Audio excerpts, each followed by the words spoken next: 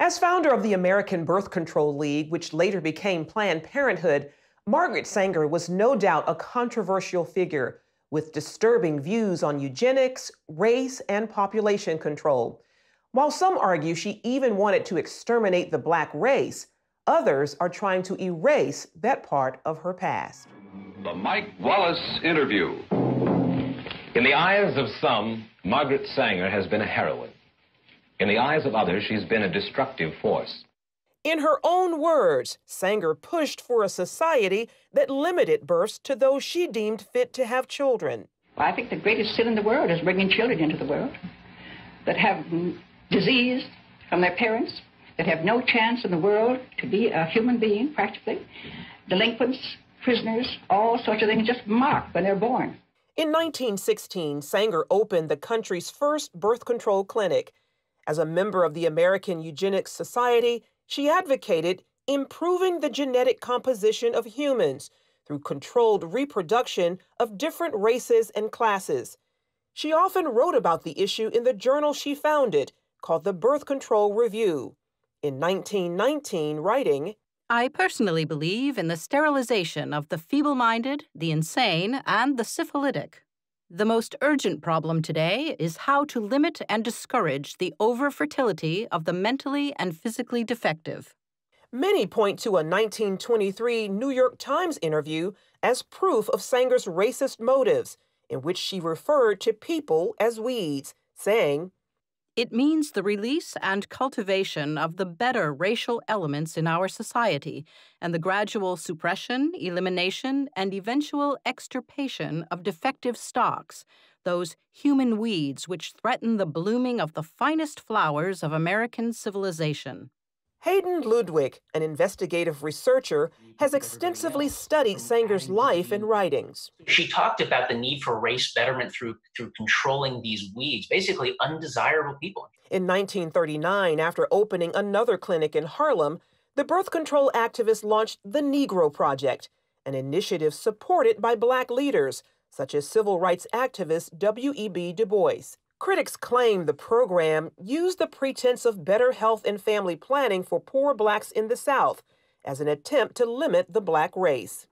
Ludwig says some on the left grapple with Sanger's past and how to interpret her legacy. They know when she writes about human weeds, they know that it's repulsive. They know it's disgusting. The left will never abandon Margaret Sanger, because if they do, she's the foundation of so many of their views.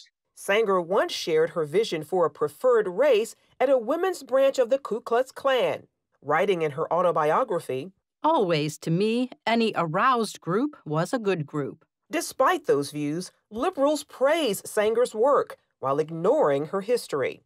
I admire Margaret Sanger enormously. Her courage, her tenacity, her vision. I am really in awe of her. Ryan Baumberger, founder of the Radiance Foundation, says abortion proponents are working to clean up Sanger's past and what she stood for. They have to reinvent her every time they talk about her in order to justify their celebration of her. Former Planned Parenthood director Abby Johnson says those inside the abortion industry are trained to overlook Sanger's racist views. They give you an answer like, well, I mean, yes, Margaret Sanger was a racist, but everybody was a racist back then. You accept it because she is your hero. And she has to be your hero. You cannot question Planned Parenthood. In 1997, Stephen Mosher of the Population Research Institute wrote about the push to repackage Margaret Sanger in the Wall Street Journal. The reason I call it the repackaging of Margaret Sanger is because after the Nazi regime destroyed the legitimacy of eugenics forever, they then went back and said, oh, she was just an early feminist. She was just an early supporter of family planning. No, she wasn't. Now, she was a supporter of giving IQ tests to people. She was in favor of using those IQ tests to determine who should be sterilized and who should have children. In a response titled The Demonization of Margaret Sanger, Alexander Sanger, her grandson and president of Planned Parenthood at the time, called Mosher's editorial unfair. In the same piece, Esther Katz, director of NYU's Margaret Sanger Papers Project, claimed evidence revealing Sanger did not rationalize her support for birth control on racist grounds, that she never advocated genocidal policies aimed at racial, ethnic, or religious groups, and that she, in fact, believed access to birth control would benefit, not eliminate minority populations. Dr. Katz turned down our request for an interview, although in this article, the editor as public authority interpreting Margaret Sanger, she wrote, by our current highly sensitized standards, some of her attitudes and statements can be construed as racist, elitist, ethnocentric, and not politically correct. In 1942, Margaret Sanger's American Birth Control League became Planned Parenthood, which has moved to fulfill its founders' goals, helped greatly by the Supreme Court decision in Roe v. Wade. Under the veil of secrecy and deception, 60+ million babies have not been born because they were aborted legally since '73. 1/3 of that population belong to the African American community. A frightening and telling number given blacks make up only 13% of the U.S. population. Dan Gaynor of the Media Research Center says that Sanger's true mission remains alive and well throughout today's abortion industry. Look at the maps. See where the abortion facilities are. They are near places where people are marginalized, people are poor, people are minority, and that's their target market. Generation after generation, we have built a better world for our daughters. Because of allies in the media and academia, Gaynor also points out how speech from conservatives and others about Sanger's past, Planned Parenthood practices, and abortion is often classified as hate speech. There is nothing as close to a sacrament in the media as abortion. It is a holy writ that abortion is protected. And anybody who comes out against it, any organization, any business, anybody, the media swarm. So does social media. Facebook's new oversight board, and this is really concerning, has 4 co-chairs. And they're going to be the appeals board for content.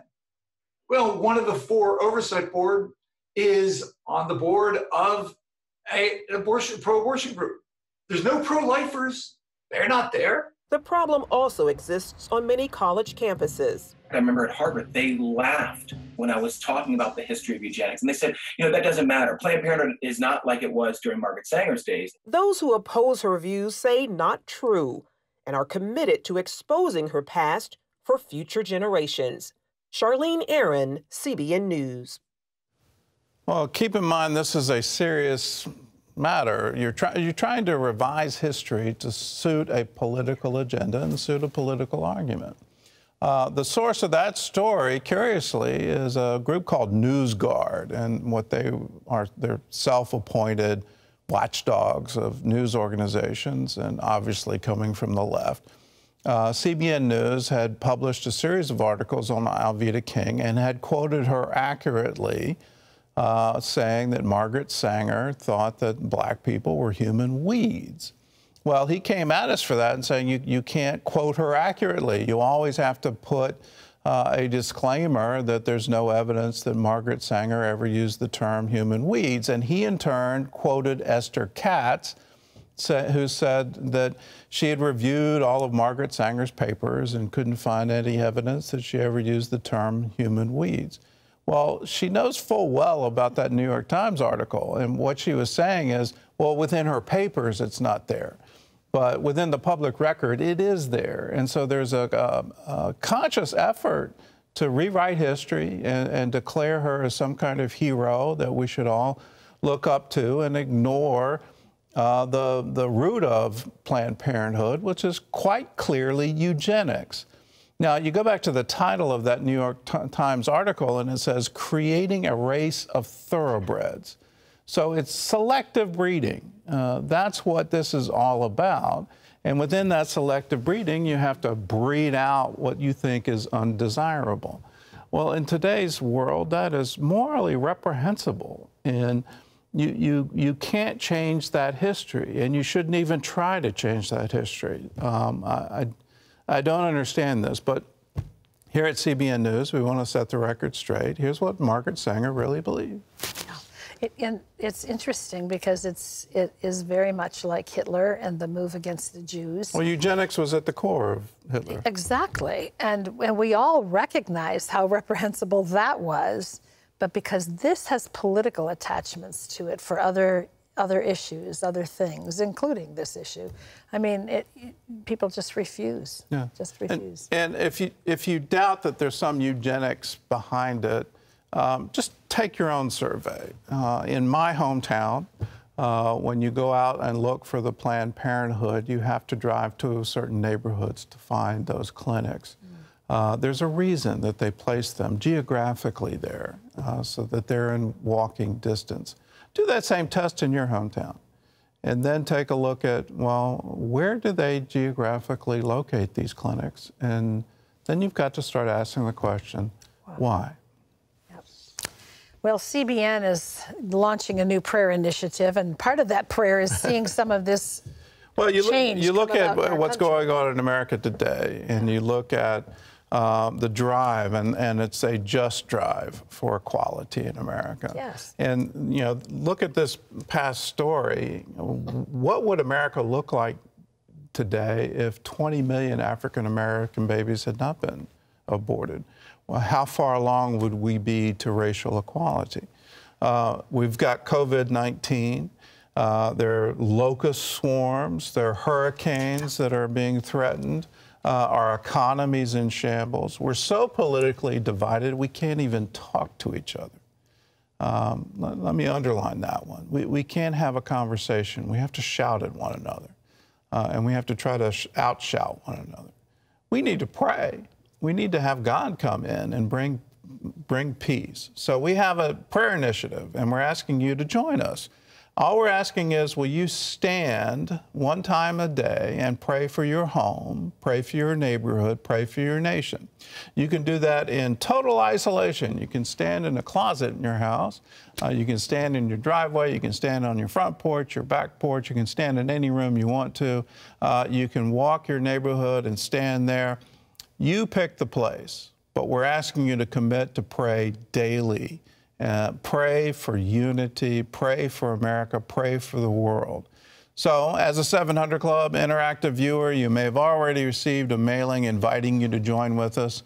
And so, all you have to do is mail in your response, or if you didn't get the mailing, call us, 1-800-700-7000, or you can go to our website, cbn.com/standandpray.